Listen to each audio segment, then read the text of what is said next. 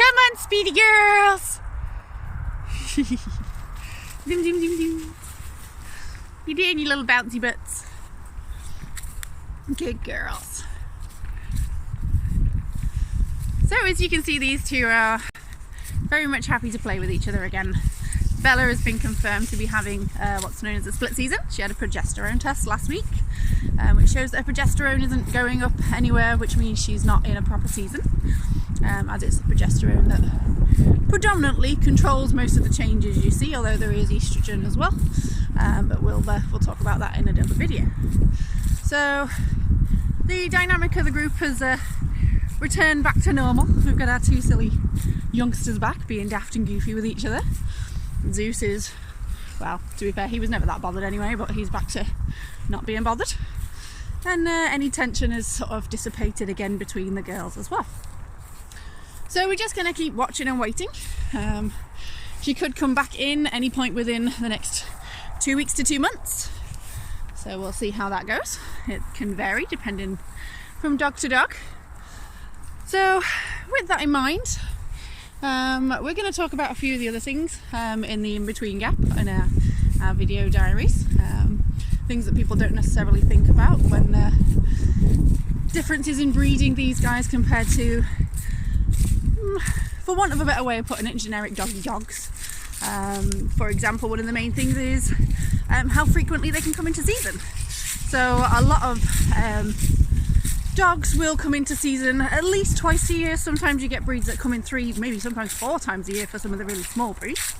Generally with lupines, especially those with any decent amount of content, you probably get them coming into season maybe once every 12 months.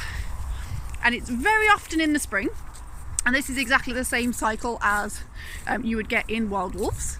So over the winter and the spring, that's when it's the prime time to mate, so that the babies are born early to late spring, and they've got all of the really nice high food bountiful times to be able to feed the babies. So it makes sense out in the wild. Obviously in domesticated dogs they've never really had to worry about that too much, since we look after them and they get food all year round, so they can come into season more often. And obviously from a breeding point of view, especially when they were more sold for money and used for working, the more pups your dog could produce, the better it was as well. So dogs that had more seasons were generally selected for breeding more often. So you'll see differences there. Obviously you can still get, especially in the classic lupines, because they generally don't have that much wolf in them, or especially not recent wolf anyway.